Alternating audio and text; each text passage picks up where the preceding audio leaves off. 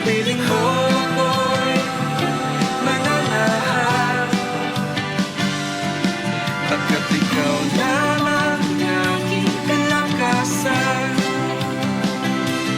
Sa piling mo tagumpay ko'y naranasan.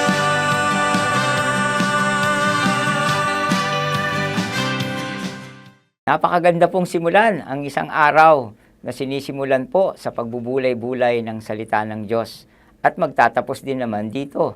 At yan nga po ang hatid ng programang ito, ang araw-araw na pagpapala na nais nga ng ating programa na maihatid na po ang mga salita ng Diyos na pinaniniwalaan ko pong naghahatid ng pag-asa at ng kalakasan sa ating buhay espiritual. Bago po tayo magsimula, tayo po muna manalangin. Ama naming Diyos, tunay nga dinadakila ka namin at inupuri sa umagang ito at sinasamba ka namin, Banal na Espiritu. Hayaan mo nga po, Panginoon, ang mga ilang sandali ng aming pagbubulay-bulay ng iyong salita ay maghatid sa amin ng iba yung kalakasan, Panginoon, na maghatid sa amin sa mga tagumpay, Panginoon, na yung ipinangako, O Diyos, sa inyong mga anak at mga lingkod.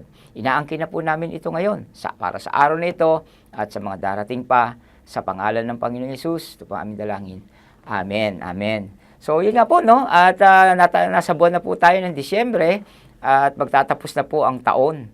Alam niyo po na ako pinatutuwa, no? Na napakaraming magagandang ginawa ang Diyos sa aming buhay, partikular na po sa inyong lingkod, sa mga nakaraang buwan ng taong ito. At yun nga rin po, no, sa pagsisimula kasi ng taon, yan po yung hangarin natin na magtapos, no. Sinimulan natin ng malakas ang taong ito ng 2024 at magtatapos din ng mas malakas pa. Kaya naman po nais kong ibahatid sa inyo ang nangusap sa aking puso nito mga nakarang araw na tayong mga mananampalataya ay kinakailangang maging loyal to the end.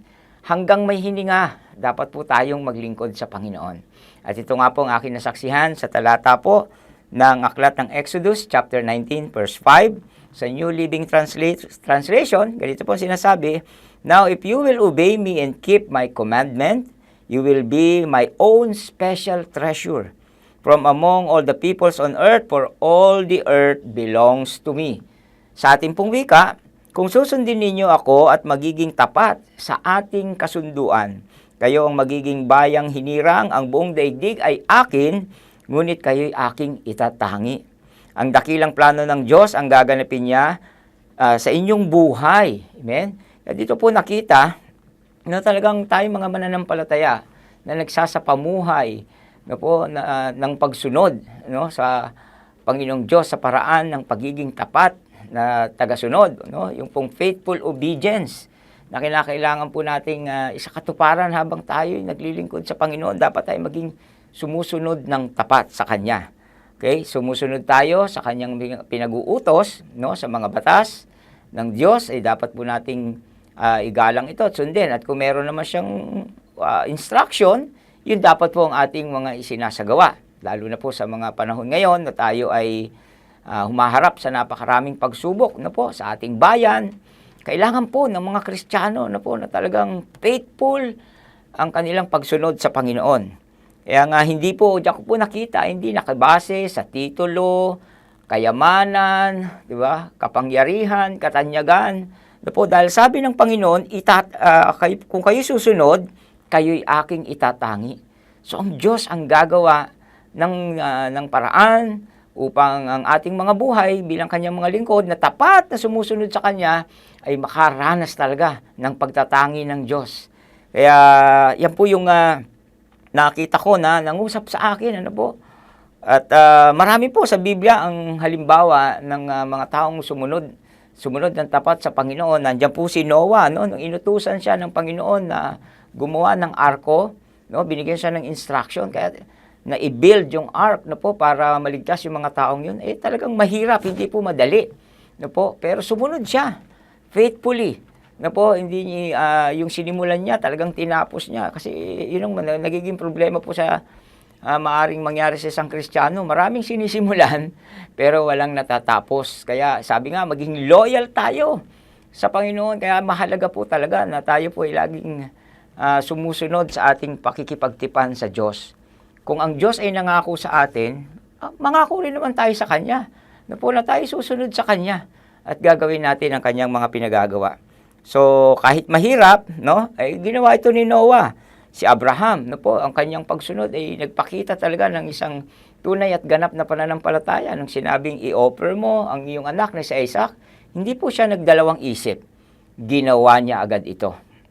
At nakita po naman natin na ngayon, siya nga po ang ating tinataguriang Father of Faith. Sa kanya po natin nakita ang isang lubos na pananampalataya kung saan ay sa kanya ay ginawad ng Panginoon yung tipan, yung covenant ng pagpapala, gagawin siyang pagpapala ng Diyos at magiging pagpapala sa marami.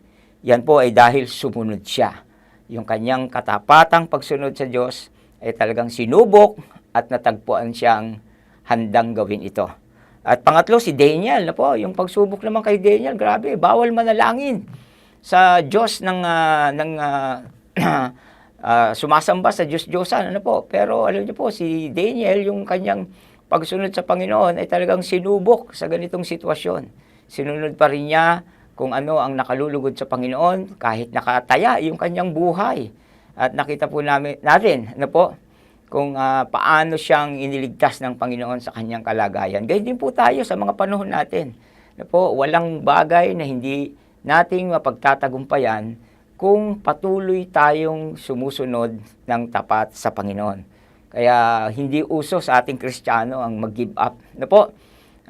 Yung sumuko sa anumang pagsubok dahil alam naman po natin may pangako na ang Panginoon na ibinigay sa atin.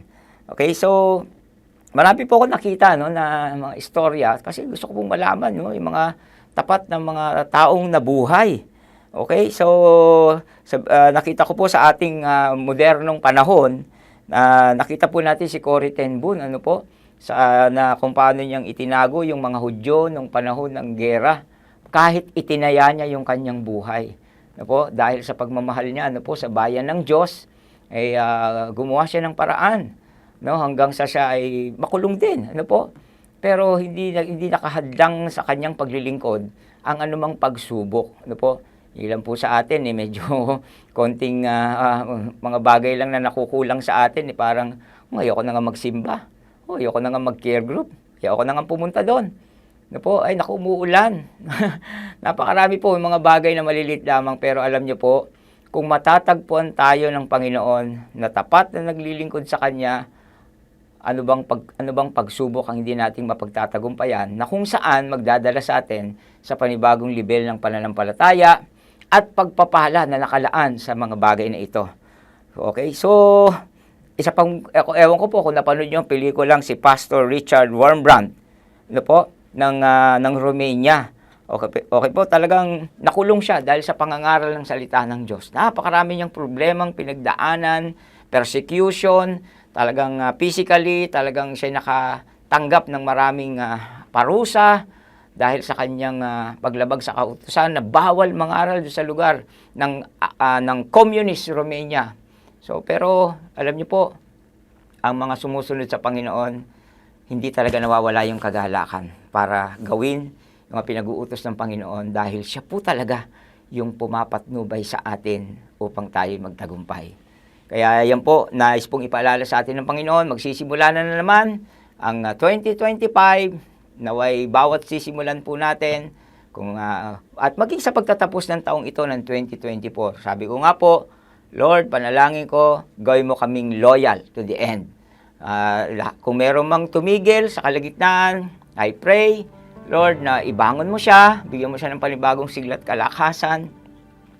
At nang sa gayon, Panginoon, mas tagpuan mo kaming lahat na tapat, na naglilingkod at tapat hanggang wakas.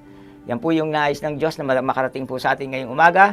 Kaya samahan niyo po ako manalangin at tulungan tayo nawa ng Panginoon na maging faithful sa Kanya, tapat sa Kanya hanggang wakas. Panginoon, salamat po sa araw na ito na kami po yung ginabayan sa maiksing pag-aaral ng iyong salita. Salamat po, Banal na Espiritu, na hindi simpleng bagay, Panginoon, binigay mo sa amin.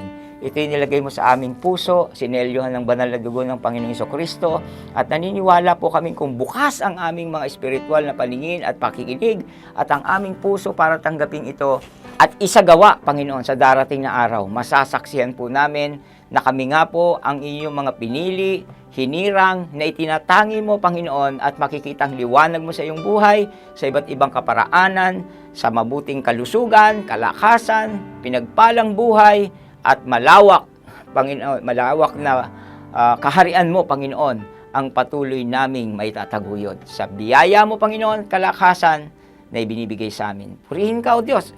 Pinasasalamatan ka namin sa araw na ito at sa pag-aaral na ito. Sa pangalan ng Panginoong Hesus, ito po ang aking idinideklara at panalangin. At tayo pong lahat ay magsabi ng Amen. God bless you po at Shalom!